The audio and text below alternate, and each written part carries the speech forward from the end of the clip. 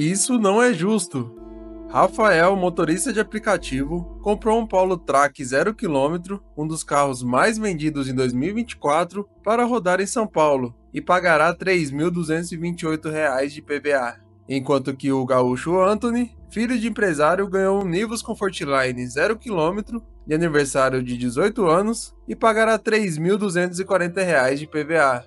E no último caso, uma locadora de veículos paulista comprou 2 carros novos para sua frota, coincidentemente um Nivus e um Polo nas mesmas versões citadas anteriormente, e o total do IPVA a ser pago é de R$ 2.157. Mesmo com toda essa confusão, você faz ideia de quanto será a arrecadação nacional do IPVA 2025? 100 bilhões de reais para os cofres públicos. É isso mesmo, se mantiver a mesma projeção do último levantamento de 2023, onde foram arrecadados 81 bilhões, 15 bilhões a mais do que o ano anterior, em 2025 os números atingirão os 12 dígitos. Mas você já se perguntou para onde que vai essa dinheirama toda? Por que o valor varia tanto de um estado para o outro? Será que pode registrar o carro em outro estado para pagar um pouco menos? A porcentagem na hora de calcular o valor do IPVA tem relação com a tabela FIPE? E o desconto de 20% para bom comportamento, será que existe? E quais são as datas e prazos para o pagamento deste ano? Isso tudo e muito mais você verá nesse vídeo. Eu sou Gabriel Marcelino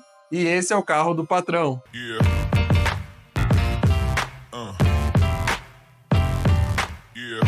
O IPVA é o Imposto sobre Propriedade de Veículos Automotores. Ele é uma das principais fontes de arrecadação do Estado. Esse dinheiro é basicamente dividido assim: 50% desse valor vai para o Estado onde o veículo é registrado e os outros 50% vai para o município. Mas o que poucos sabem é que esse valor ele não vai diretamente só para a infraestrutura da cidade. Ele também vai uma parte para a educação e outra parte para a saúde pública. Mas será que é realmente assim que funciona? Deixa aqui nos comentários se você acha que o dinheiro vai realmente para o destino certo. Agora vamos falar sobre o quanto você paga no IPVA. Cada estado define a porcentagem que ele quer cobrar sobre o valor venal do veículo. Esse valor venal é um valor de estimativa do poder público e não necessariamente ele está atrelado à tabela FIPE. Geralmente ele é bem parecido, mas não exatamente aquele valor que você encontra na média do mercado aí. E com relação à porcentagem, por exemplo, em São Paulo é cobrada uma alíquota de 4%, enquanto em Santa Catarina se cobra apenas 2%. E isso acontece porque cada estado ele tem autonomia para decidir sua política tributária. Os estados que têm arrecadação de impostos um pouco menor em outras áreas, eles meio que compensam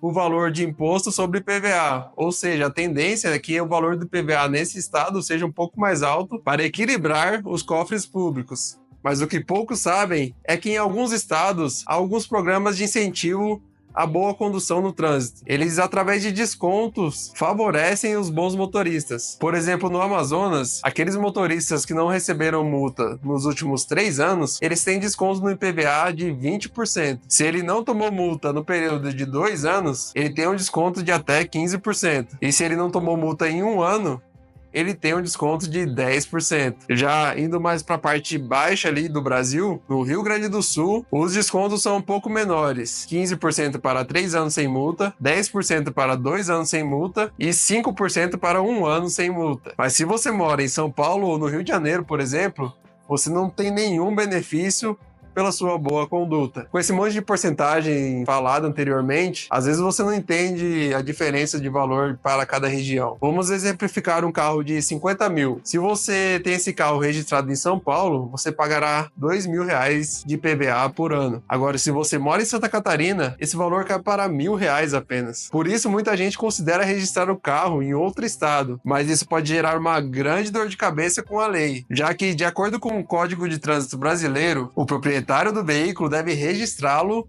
no município em que reside. Por isso que quando você vai fazer a documentação do veículo, é necessário o comprovante de residência. E o descumprimento dessa regra pode resultar em crimes como falsidade ideológica, uso de documentação falsa e sonegação fiscal. E se você não quer pagar juros nem multas, você deve ficar atento ao calendário de pagamento do IPVA da sua região. A maioria dos estados começam a cobrar o IPVA na metade de janeiro, mais ou menos. E você pode parcelá-lo em até 5 vezes, dependendo do estado. Mas as datas variam de acordo com o final da placa do veículo. Geralmente, cada uma é paga num dia do mês. Por exemplo, em São Paulo, as placas com final 1, neste ano, ela tem um vencimento em 13 de janeiro, enquanto as placas com final 9 terão um vencimento só para o dia 23 de janeiro. Assista até o final do vídeo que eu colocarei uma tabela com as datas de vencimento para cada estado em ordem alfabética. Tira o print ou a foto da televisão para guardar e não esquecer para não tomar multas. Mas eu acho que uma informação como essa merece um like no vídeo, né? Então se você chegou até aqui, curta esse vídeo, se inscreva no canal e compartilhe com aquele seu amigo que é um pouco distraído para ele não perder a data de vencimento do IPVA do carro dele. E vale lembrar que alguns estados também eles dão vantagem para aqueles que pagam à vista. Por exemplo, em Minas Gerais, você tem um desconto de até 6% se você pagar na data estipulada por eles. Então, se você tiver com o orçamento em dia, essa pode ser uma boa escolha. Então, você viu aí para onde serão destinados esses 100 bilhões que serão arrecadados esse ano. Mas você concorda com esse imposto? Você acha que o valor é muito alto? Deixa aí nos comentários sua opinião, ou se você acha um absurdo pagar isso tudo, se deveria ser como em outros países que pagam uma taxa fixa independente do valor do seu veículo. E vale lembrar também que as informações passadas aqui são relacionadas ao pagamento dos automóveis. As alíquotas para caminhões e motos e até locadoras são diferenciadas de acordo em cada estado. Em São Paulo, por exemplo, uma locadora, além de ela pagar 30% abaixo da tabela FIPE na hora da compra do veículo, o IPVA desse carro vai ser apenas 1%. Você acha que isso daí é justo? Comenta aí. E cabe também um adendo que carros um pouco mais antigos, quando passa de 20 anos de fabricação, ele tem a sua taxa de IPVA isenta. Então, às vezes, é vantagem você pegar aquele antiguinho conservado. Fique agora com a lista das datas do IPVA de 2025.